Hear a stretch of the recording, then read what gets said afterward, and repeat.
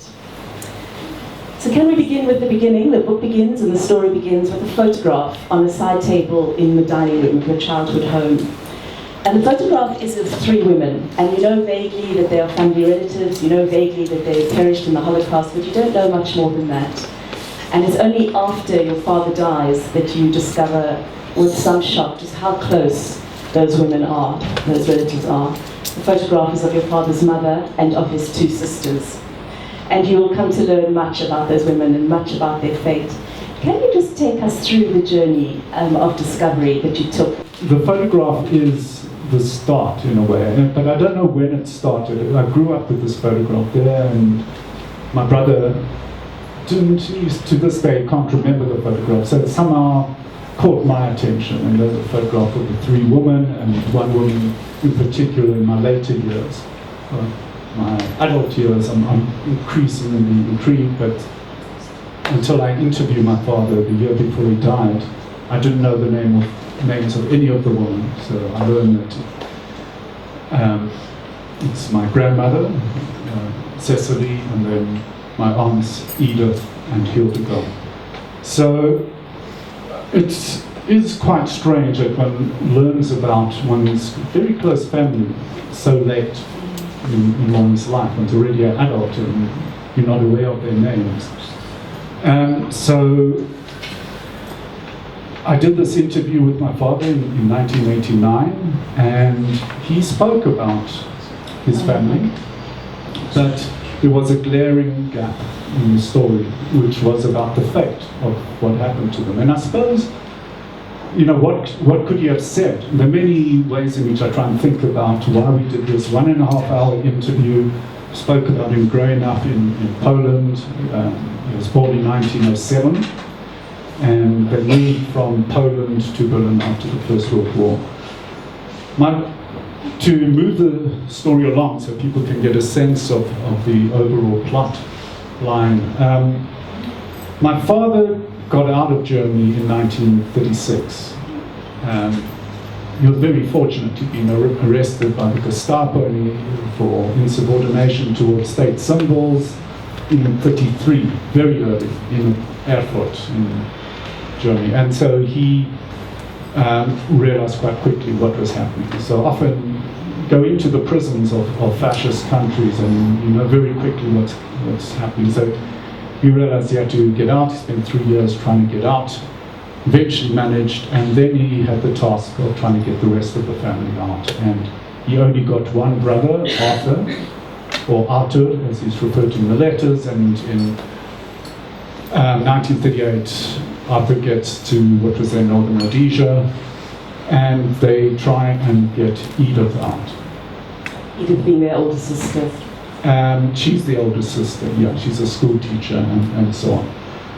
Let me move on with, so you have a sense of me getting fragments, traces of this past, but essentially not much from that interview apart from my father's life growing up in Poland and his eventual escape. But then in 1996, it was during the Truth and Reconciliation Commission, and Kate mentioned that I write for the press. I was doing quite, you know, op-eds every now and then on TRC hearings that I went to, and they were raw and very emotionally wrenching testimonies of family members saying, we want to know what happened to our family members. We want to know where their bodies are. And this must have triggered something in me. That year I went to an anthropology conference in the US, in Washington, to the Holocaust Memorial Museum. I was quite unsettled by the exhibition, and I felt, okay, I need to speak to someone after the exhibition. And I spoke to the librarian at the resource center, and I said, my family were killed in the Holocaust. He said, what their names? He went to find a big black book. He found their names in what is called the Gedenk book, and that gave me the first facts about what had happened to them. And in a way it resonated with the Truth and Reconciliation Commission, because people needed to know the facts. They knew their family members were killed, but they needed the state to officially say this happened on this day, this was the way things unfolded. So anyway, I had that information. I put plaques outside the buildings the family were deported from, because now I knew their addresses in Berlin. Let me move on. I'm taking longer than I thought. It's a good thing my editor had my points. So that's where I was at, with a few bare bureaucratic facts about the fate of my family members. And I put the plaques in, and I thought that was the end of the story. I closed the chapter. There was no further possibility of knowing more about them. And then this uncanny thing happened. These letters surfaced. My cousins, David Robbins and Cecilia Singer, were going through their late mother's flat in Sea Point in Cape Town. They came across a plastic bag with 100 letters, and that opened up an entire world to me, because up till then I had bare facts. Now I had the voices and the words of these people, and it was about this period between 33 and 43. So the letters were actually, the letters were first sent in 36 to my father and to my uncle in Africa, it was now Zambia and in South Africa, and they were about immigration. I mean, very powerful letters about this desperate need to get out, but also about the quotidian, their everyday existence at a time where over 100 racial ordinances were introduced from 33 onwards, and they stripped people down systematically. And it was a slow process, and in the letters, learning how to read between the lines as a result of having a translator who also was able to guide me through this process of reading letters that were written under conditions of censorship at times, and also my grandmother not wanting to create fear and a burden on her sons in South Africa and Northern Rhodesia, and saying, if you can get us out, we're desperate, we're doing our best to get the paperwork done on this side, we're going to the Berlin consulate, etc.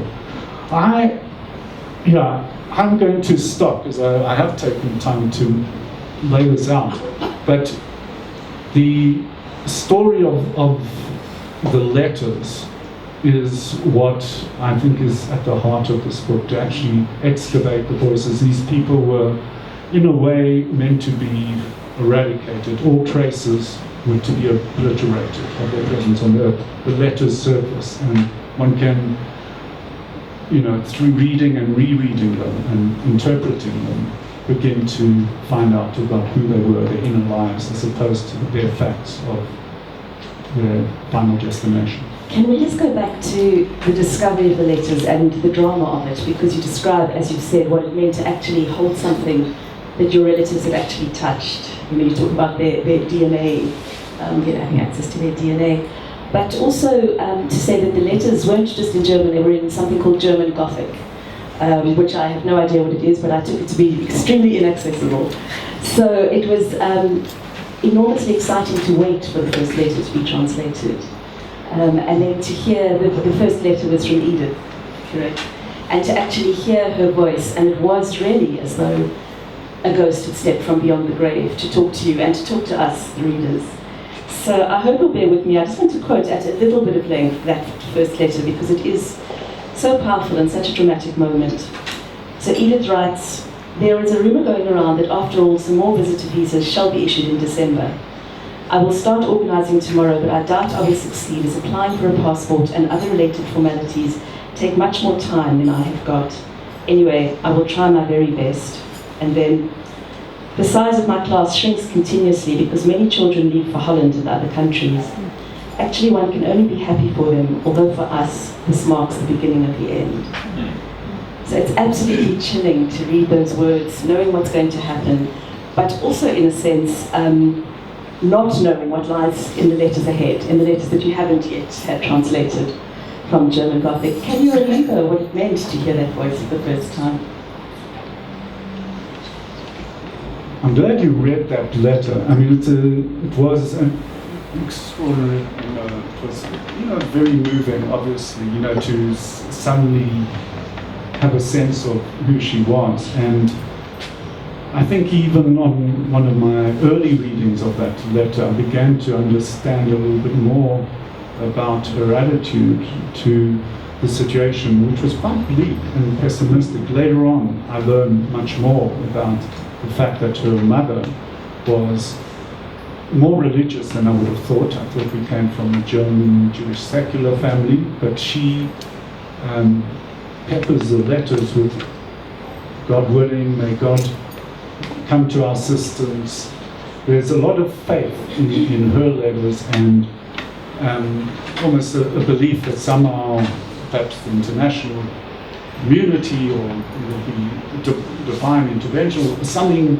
She's trying to retain hope at all costs, but her daughter is bleak, and I started beginning to learn about the tensions between them to such a degree that my grandmother writes to my father and said, please intervene.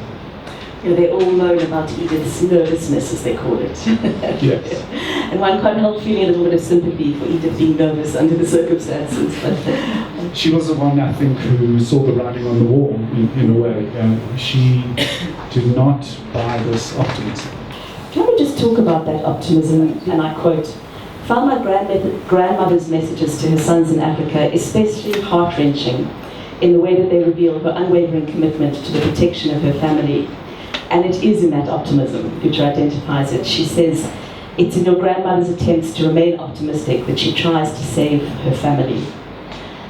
You actually cite your grandmother, Cecile, is so selflessly loving, always urging her children on to joy and fulfillment. And that really is what we see again and again. Very, very hard to read, but also very inspiring to read. I want to read again just from one of the letters, if you don't mind, because what we get is not just the immense optimism, the sometimes perhaps slightly forced cherry tone, but just a genuine determination to focus on what's good, but also just in the immense love of a mother for children scattered far away. So if you'll bear with me, I want to read a letter that your grandmother wrote to Arthur, as he became, once he was in northern Rhodesia, what became Zambia, on his birthday. So she said, "May you find a happy home in the faraway continent, where you will experience the fullest contentment and fulfillment of the dreams of your yearning. For us it is not a pleasant feeling to know that you will be so alone on that day, but my thoughts will be with you. We will sit at the birthday table with coffee and cake, your photo in the middle, and celebrate your special day, and you will be with us in spirit. Perhaps God means well with us and will unite us again in peace. Still, a tear has fallen on the paper, but it is a tear of joy, and I am happy." That is literally, I think, the only reference ever to the sadness of seeing, her children torn away. Other than that, it is relentlessly cheerful. But we do get another glimpse into just the agony of saying goodbye, and that's from a different relative. That's your grandmother's sister, because of course the letter, there are many different letters in that plastic bag that's handed over to you. So she's talking about her own son's departure, and she says, "The departure from here was very difficult for the boy. May the Almighty hold a protective hand over him." And we know, of course, that he was never to see his parents again, and they must all have had some intimation of that as they said that goodbye. But at the same time, while talking about her relief that her daughter might be able to get away too, and those children were able to get away, she says, "It's terrible how one tears away the children from us."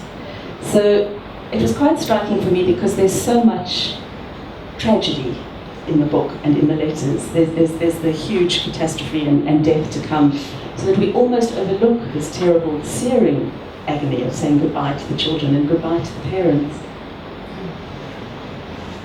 Yeah, no, I mean, there are so many poignant moments in reading those letters, and I felt my task was a big task to take on and to do justice to the letters. And one of the things that began emerging for me was how, while one could see my grandmother's banter as this attempt to be cheerful and avoiding what was coming, not seeing signs, unlike her daughter, what I also learned was that it is in the everyday that people like my grandmother hold together families that are being torn apart by external forces that they cannot control, but they can have birthdays and have cake and coffee and talk about Edith buying a dress and my grandfather's card games. Now these appear quite trivial when you're reading what's going on at the time. 100 racial laws, like a juggernaut coming towards them. But it's, a colleague and a friend of mine was pointing out, how do we understand the political? Is it always with a capital P? Is this not a kind of politics of resilience of those who have to hold the social fabric of families together? It requires extraordinary resilience, even while you're hoping God or some other force will come to your rescue. You've got to be the person who does that. And so I was quite struck about that and its resonances to other places and contemporary moments in Syria, this country, particularly during influx control, where women had to play particularly powerful roles in trying to keep families together in the face of shattering, dispersing forces. So I was reading a lot of my own thoughts into these letters and trying to situate them and to trying to imagine the wider context that they were written in, where you couldn't talk about the politics out there. There were censors. You also didn't want to create fear amongst your sons in Africa that the family were going under, so you have to talk about the card games and all the rest. We were coping, we were right. So there are many things going through my mind when I was reading these letters and thinking about how I can do justice to not only what was said, but what was not said. I think it is one of the many powerful things about this book, where, as you say, issues around refugees, migration, xenophobia are so current. So we do get to see the picture of the boy on the beach, but we never get insight, or very rarely get insight, into the goodbyes that accompany that family leaving, or exactly what you're talking about. The mothers and grandmothers trying to hold a family together, just in the face of looming catastrophe.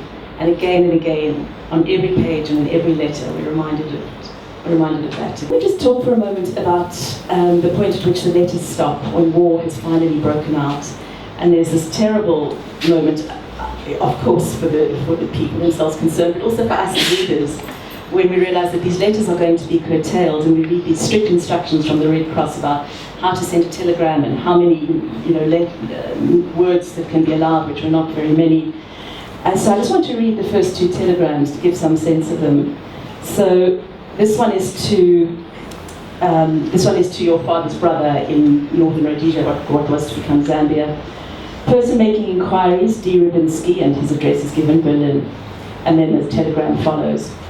Your parents and siblings are well. Please send news by the same channel about your state of health and that of Herbert. And then the next telegram again. Parents and siblings well. Everything as usual. Heartfelt greetings.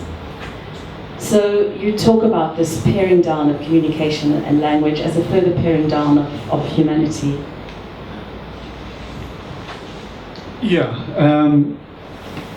I was quite shocked. I mean, perhaps I should have known more about that process of paring down. But often when one reads about the Holocaust, one thinks of the death camps. And often it's about occupied Europe, where people are picked up in the middle of the night and they're sent to the camps. But the paring down, as I mentioned, it takes place over a decade. And you're right, when the last possibility of expressing yourself is shut down to, I think it's 50 letters, I forget, but really there's not much you can say in these telegrams. What were they thinking at the time? It's hard, And again, the question at that point, as throughout the book, what was it for your father and your uncle to start receiving those telegrams, to if we, the reader, feel the absence of the letter so acutely, how was it for them? Exactly, yeah. And I don't have the letters my father wrote, of course. Yeah. And I was chatting to Alison Lowry there, who was the two editors involved. And Alison, I really want to thank you very much for all your contributions to and belief in the writing project. We discussed, well, how does one understand how my father reacted to these telegrams? Okay, he got all these other letters. He knew what was happening by then, to a large degree. He had access to radio and other means. He also couldn't tell them what his situation was. So from what I'm reading and knowing my grandmother, my father did not say his health was being compromised. He ended up spending the war years in a TB sanatorium in the Northern Cape. His body collapsed, essentially. He was left with the task of rescuing the family, and it became blatantly obvious, it must have been to him, after the 1937 Aliens Act, which was lobbied and promoted by Verwoerd from my university, Stellenbosch University. Can we just make clear, you're talking about the act in South Africa? It's the 1937 Aliens Act that the Herzog and Smuts government enacted after pressure from Stellenbosch professors who went to lobby for this. So he must have known then that the likelihood of getting any of them out was diminishing, if not over. He could get Arthur to South Africa only for a few weeks, and that's why he was told to go northwards in 1938 to northern Rhodesia. But he probably felt he couldn't tell them about how he was experiencing this. So it's an endless reading between the lines, trying to make sense of this. And I also try and make sense of how my father must have reacted to the failure to rescue his family. And I, try and speculate, but by understanding the history of that period, I can almost, I try and tell him, you could not have succeeded. There was no chance. Everything was stacked against you. So, in a way, that illustrates this task that I had, which was to try and learn more about the context within which these letters were written. Sorry to interrupt you. Can we just talk a little bit more about the South African context? You mentioned, the acts that prohibited Jewish immigration. And it was one of the many surprising things about the book. There's a quote from Milan, which I'm just looking for. I can't find it. So I'll just quote it from memory. But he says something to the effect of, people say I'm prejudiced, accuse me of prejudice against Jews. Let me be very frank. I am certainly prejudiced against Jews. There's too many of them in South Africa for their own good. I mean, absolutely. Which I naively perhaps was quite startled by. But, so we have a close-up of how the options for your family trapped in Germany were shutting down in South Africa. But we know that they tried everywhere. As one reads the letters, they're all considered. Berlin, China, Rhodesia as it was then, Palestine as it was then, many other places, Holland, UK, Argentina, many. And slowly, the planks were nailed down over any escape routes. So can we just talk a little bit about why that happened in South Africa and elsewhere? Because one of the things you draw out is how it was all connected internationally. It was no coincidence. The question of immigration, which sits with us today in Europe as well, was tied to a form of racial science, eugenics, which emerged, probably many of you know about the history of eugenics. Francis Galton actually came to what is now Namibia in the 1850s, and it helped contribute to his ideas about the need to protect the better off ones in society, and he was worried about the reproduction of poor working class people in England, so intervene in breeding, kind of selective breeding. Eugenics went down the route of compulsory sterilization. euthanasia and then worse. But the point is, once I began to realize how eugenics in the US, for instance, had a direct influence over the 1924 Immigration Restriction Act in the US, then I began to see, well, the US wasn't a possibility for my family. So it's about moving from the very personal, hang on, why couldn't they get into the US? These eugenics people, Madison Grant and a whole range of them, were very influential in Congress and managed to introduce this legislation. South Africa, you had some influence in terms of eugenics thinking, including some of the Volkerkunde and physical anthropologists at Stellenbosch University. They were a bit enamored with Eugen Fischer, a character. Yes, it's a long story. It's a long story. Yeah. But is it fair to say, do you think, that it became a journey as a social scientist, as an anthropologist, into your own discipline as well as into your family's origin? And that's really the point. I mean, I don't want to bore you all with a long exegesis on it's in the book and it's written more cogently than I'm able to do now. But yes, it's this constant process of trying to make sense of a personal story by locating it within a broader canvas of global historical currents. And eugenics was one. The fact that Eugen Fischer, who is a key eugenic scientist, does a study in 1908 in German Southwest Africa. Steven, forgive me, I have to interrupt you there because I feel I'm not doing justice to the book and I'm not doing justice to people who come. Okay. If I don't explain quite what an extraordinary turn of events the story takes. Because it emerges that there was another Rubinsky who came to South Africa much, much earlier, what would have been your great uncle, your father's uncle, and he settled in a small town in the Northern Cape. We're just skirting over the outlines of the story here, called Williston. And there is, in fact, a Rubinsky Street. And then there is, as you say, we don't have time to go into it now, but a quite extraordinary tale about how this ancestor of yours, this first Eugen, although it's spelt as Eugene, but Eugen Rubinsky, how his fate was bound up with the Buster people. And I'll ask you very, very briefly explain who the Buster people are. And the German scientists that came out to do racial studies on these people. Yes, I really have to try and condense this. My editor's not impressed with my ability to compress. Okay, essentially I stumbled across the traces of the history of racial science in the Northern Cape in Williston. People who called themselves Busters were living under German missionaries in the mid-19th century. They got pushed off the land and pushed northwards. And in 1870, they eventually settled in Beerboth, which is about 80 kilometers south of Windhoek. And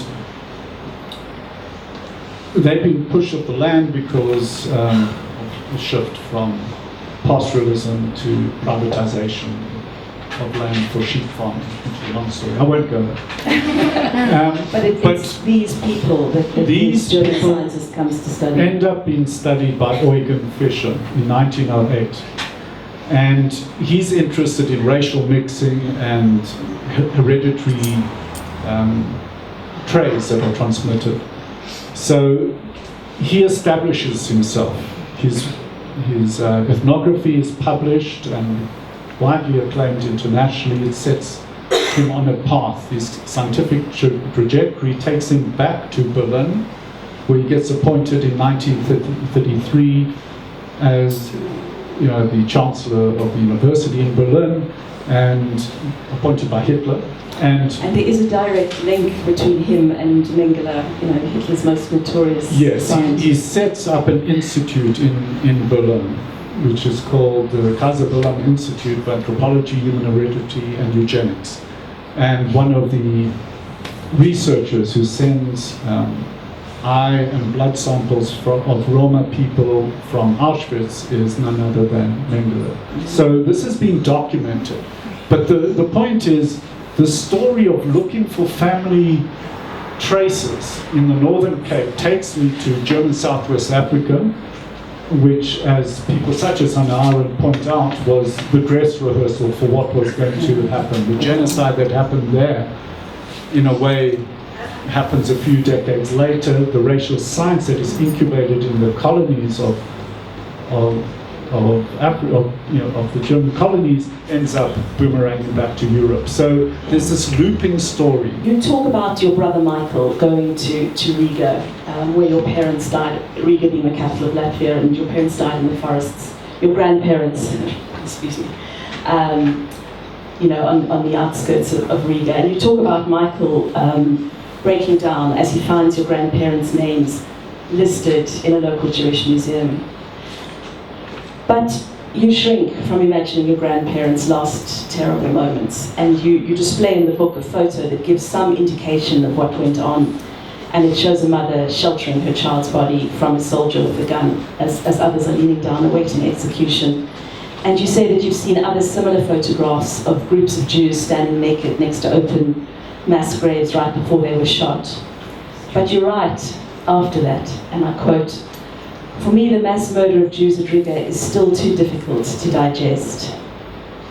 And of course, behind that statement is our knowledge of Auschwitz, our knowledge of the relatives whose last moments you don't talk about. And so I want to ask you, even after this book, after all your research, all your writing, all your contemplation, is there still a level on which it's just too much to bear?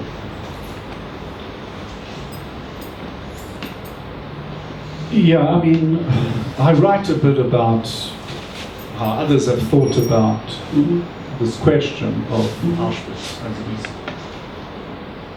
as a place that you cannot get inside. It's always out there. It's always a distance. So, I mean, Primo Levi has written about it as well. The survivors, in a way, can't even write about that place. Yeah, I mean, I am perhaps a little bit like my father. I peer into the abyss and then I pull back. So there's an attempt to say, well, this is as far as I can go, and a kind of recognition of, I think on my part, maybe I'm too cowardly to actually go deeper, but there's also a sense that I felt this story was also at the same time not about the death camps. It was about a grandmother and her daughters and her sons prior to the deportations, really. And that's what I tried to unearth, who these people were, what their everyday practices were. And an anthropologist colleague of mine really stressed and brought home to me the idea that we need to, and I'm repeating a little bit, we need to understand the everydayness of what it means to live under these conditions. And they could be elsewhere, and they are elsewhere right now. So my sense is I can't go into Auschwitz. When I did go, I had a camera glued to my head, literally. I was filming everything, so I saw nothing. So I know myself and my limits. I use it as a protective screen to some degree. Yeah. But I'm looking at something else, which is it's a more universal story in a way. And a lot of, just a final thing about that, a lot of what I'm trying to do in this book is to understand what happened in a way that's transnational. So yes, it's Europe, the letters are coming from Germany, but that history is connected to what happened in the colonies and elsewhere. So it's a kind of transnational history. So constantly moving from the personal to the broader issues. But again, always back to the individuals, as you say, and I think very powerfully you give us another way to understand the catastrophe, the atrocity, through these individual stories. Truly fascinating book, and I hope it gets the sales it deserves. Thank you.